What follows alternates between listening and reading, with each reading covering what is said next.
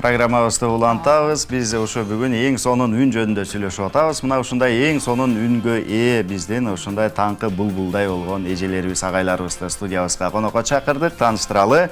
Бизде бүгүн эл ырчысы эстебес тобунун өкүлдөрү, ырчылары, Мыскал Өмүрканова атындагы сыйлыктын ээси, эл ырчысы Нуржамал Табалбиева эжекебиз. Ооба, жана дагы Кыргыз Республикасынын маданияттын мыкты кызматкери Талант Сыдыков агай. Саламатсыздарбы? Кош келипсиздер.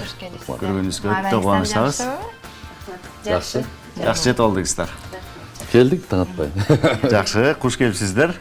Ушу жакында, ушу ноябрь айынын башынан баштап бери жакшы концерт болот деп өткөндө да угуп калганбыз. Ошол жөнүндө сиздерден кененирээк маалымат алуу үчүн чакырдык. Ошол жөнүндө сиз токтоп өтсөңүз, Нуржамал эже. Эми бул концертибиз жакындан бери элдери биздин кыргыз эли шайлоо болуп ар кандай эме талапкерлер дегендей депутаттарга баягы президенттикке шайланабыз дегендер менен баягы чогулуш болуп, жыйылыш болуп дегендей элибиз иши кылып ушул шайлообузду жакшы өткөрүп алсак деген мааниде аябай катуу аракет кылды эле. Кудай буйруп, мынакей президентибизди шайлап алдык. Анан ошондон ойлодук, биз коллектив өзүбүзчө сүйлөшүп, элдин маанайы кичине ушул 5-6 айдан бери бир аз көңүлдөрү кичине чөгүнкү болгондой сезилип, биз бир көңүлдөрүн ачып, биз эл үчүн болгондон кийин элдин кишибиздей кишилери болобуз да, ырчылар деген, маданият кызматкерлери. Ушул элибиздин көңүлүн ачып, бир жакшынакай бир концерт берип койсок деген мааниде ушул концертибизди сүйлөшүп, коллектив менен чогулушуп, уюштуруп, ушул 1 жана 2 ноябрга койгон элек. Анан бул концерттин аты дагы бир башкача коюлду да. Себеби бул макалдан алынган эле, катын калпайтпайт, каңгырыш угат деген макалдын маанисин алдык дагы. Анан рекламаларыбызга кеткенде катын деген сөз мындай оройраак болуп калат экен деп, анан кыны коюп эле, многоточие коюп, чекиттерди коюп эле, катын кы калпайтпайт, каңгырыш угат, а эркектерчи деген теманы койдук да. Эми бул концертибиздин темасына жараша жалаң мынау баягы күлкү жагы да бар, ойлонто турган жагы да бар, тарбиялык мааниси жагы да бар. Ушул сценарийдин баарын жакшынакай кылып топтоп биздин таланттуу жетекчибиз, эл ырчысы эстебес тобунун жетекчиси, Кыргыз Республикасынын эмгек сиңирген артисти Алы Туткучев жигитибиз жаз даярдап келди да. Ана коллективге чогуу салып, алчуусун алып, кошчусун кошуп, ушундай бир эме даярдап койдук.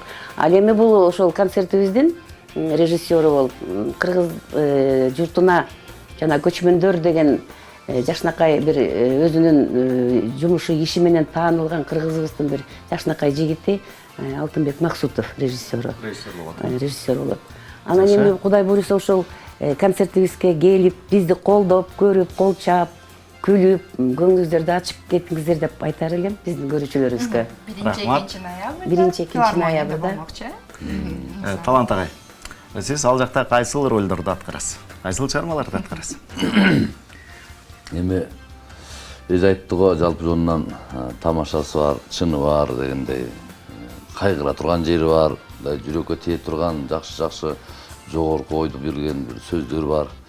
Анан ал жерде биз эми эл адамдар болгондон кийин ырдайбыз дагы, актерлук да кылабыз. Мисалы бир өзүмдү айтсак, азыркы жашоодо коомдогу экзаменде мен агайдын ролун ойнойм, бир баладан экзамен алып. Экинчиден азыр эми жашоодо чынын айтыш керек, калптуу көп айтабыз го. Ооба. Бирибизге калпым айтпай деген бар. Анан ушак дагы бар. Ушундук бир сөз менен бузук телефон сыяктуу да. Башында бир сөз сиз айтсаңыз, мынтип уланып келип аягында такыр башка сөз чыгып калат да. Ошо сыяктуу тамашалар. Ошонун баарында активдүү катышып барабыз тең. Ушундай оюндарды көрсөтөбүз, Кудай буйруса. Сиздин партияларыңыз кайсылар болуп калды ошондо? Мен аралаш ал жерде интермеде да ойнойм, ырдайм дагы, аккордеондо ойнойм, мастын ролун ойнойм, сонун ролун ойнойм, милициянын ролун ойнойм. Жол тоскон автобуста семиз кишинин ролун ойнойм. Эми Кудай буйрса, Сөз бир көрүш көргөн артык дегенде, бир экиси барсаңыздар, өкүнбөйсүздөр, жакшы концерт болот. Биз буга чейин дагы 3 концерт бергенбиз, эсиңиздерде болсо керек. Бирөөндө Кыргызстанда бирик кыргыз, бириккенде байрагың бийик кыргыз деген жогорку деңгээлдик концертибиз болгон. Андан кийин оңдош үчүн ааламды, оңдош керек адамды деген дагы чоң философия жаткан ойдо жаткан концертибиз болгон. Анан акыркы концертибиз ааламдан кең апа сенин бешигиң деген дагы жакшы чоң концертибиз болгон. Анан үчүнчүсү кичине күлкү аралаштыралы деп атабыз. Себеби азыр мына эже айткандай, мамлекетибизде кичине саясий оюндар болуп, эл кичине чарчаган сыяктуу, күлкүгө сууксаган сыяктуу болуп турат. Ошонун негизинде 6 айдан бери аябай жакшы жогорку деңгээлде даярданып атабыз. Ошо коллективиңиздерде канча адам бар, канча адамдар болуп даярданасыздар? Жалпы коллективибизде 13 адамбыз. Мына арасында эл артисти Нуржамал эжебиз бар. Актаңдай акындарыбыз Амантай Кутманалиев, Алы Туткучев, мыкты дастанчы Кыргызстанда 1-орунда турган Өмүрзак Кайыпов, Гүлгакыз Сагындыкова, анан дагы жаштар менен толукталып. Жалпысынан кыргызымды менмен деген жакшы инсандары. Жакшы, туура. Мен да бир нерсени айткым келип атат да, мына концерттин да бир менин оюмча ойлойм да, ошо өзгөчөлүгү. Ырларды аткарып атпайбызбы? Биз ошол жанагы оюн ойнолот, ойнолгондон кийин ошол темага жараша ырдалат да. Бир өзгөчөлүгү ушул го деп ойлойм да, концертибиздин дагы бир өзгөчөлүгү. Дагы бир өзгөчөлүгү бар, эстегенде айталы. Азыр биздин элдеги балдар мектепти бүтүп эле айылдан, шаардын үстү келип шаарда калып атат да. Айылдарга барсаңыздар, жаштар дээрлик жок кесе. Анан ошону да чагылдыралы деген ойдобуз. Негизи жашоонун жакшысы, убакыттын шашпай өткөнү бул айылда. Айылга бир жума кыйса алсаңыз аябай мына кеч өтөт убакыт. Бир сутка мисалы үчүн кеч өтөт. Шаардан кандай тез ылдамдыкта өтүп атканын өзүбүз түшүнбөйбүз. Турмуш көрүп кат, жака чуркап калат эле, кечкирге билип алабыз да. Өтө тез чуркайт да. Анан айылдын дагы бир турмушу да бизде. Айыл шаар. Шаар айылдын турмушу. Келиңиздер, эми сиздерден бир чыгарма сураналы. Бир куплеттен ырдап бересиздерби? Убактыбыз тар же болбосо бир чыгарманы аткарып бересиздерби? Дайын сен да коя атай келгенде дайын деп келгенден кийин Кудай istегендей. Азыр мен анда Жекшеналы Арсыматовдун жазым келчи деген бир ыры бар, ошону ырдап берейин.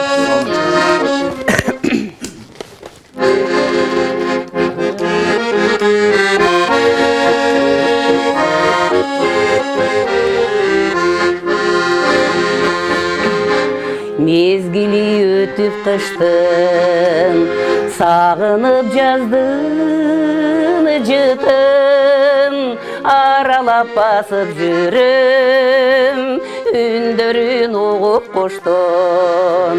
Aralap basıp жүрүм, ündörün oğup koştun. Ağargan ak bulutlar,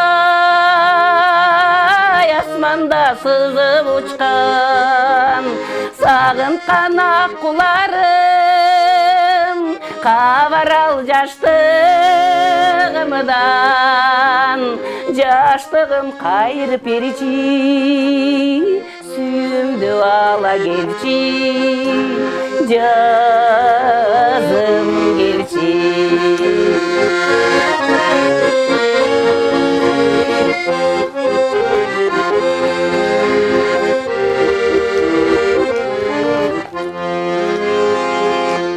Жүрөктө толуп арман болгон бул сүйүү жалыган, сезимдер кайдасыңар, жүрөктө күйүп жанган, сүйүүлөр кайдасыңар, жүрөктө күйүп жанган. Агарган ак булуттар, асманда сызып учкан, сагынткан ак куларым, кабаралы жаштыгымдан, жаштыгым кайрып берчи, сүйүмдү ала келчи, жазым келчи. Жаштыгым кайрып берчи, сүйүмдү ала келчи, жазым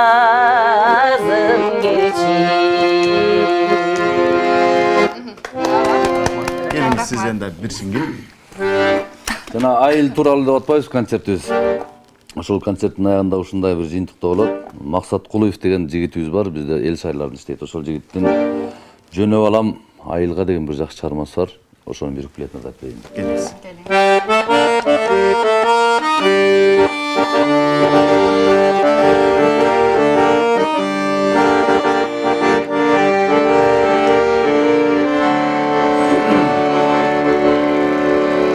Жөнөп алам сен чоңойдуң айыл журтка барып кел. Айыл апагандай жатат бир кабарын алып кел. Чоң атаңдын коро жайын чөп баскандыр белчеден. Чалдын сөгүн бир агартып чар тарабын чабып кел. Айда балам жылкыңды ата баба журтуна. Ат дүбүртүү ата үнү бир жаңырсын кыргырда. Кол чанаштан кымыз ичкен кыргыз элем кырдагы. Тундурмадай тунук кезин төгүлдүмбү турмушта. Жөнөп алам сен чоңойдуң айыл журтка барып кел. Калганын концерттен дайыр. Чоң рахмат.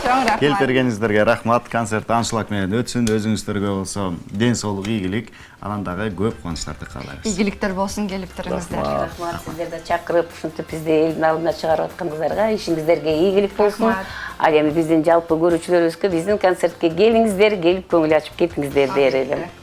Көрүшкөнчө. Рахмат.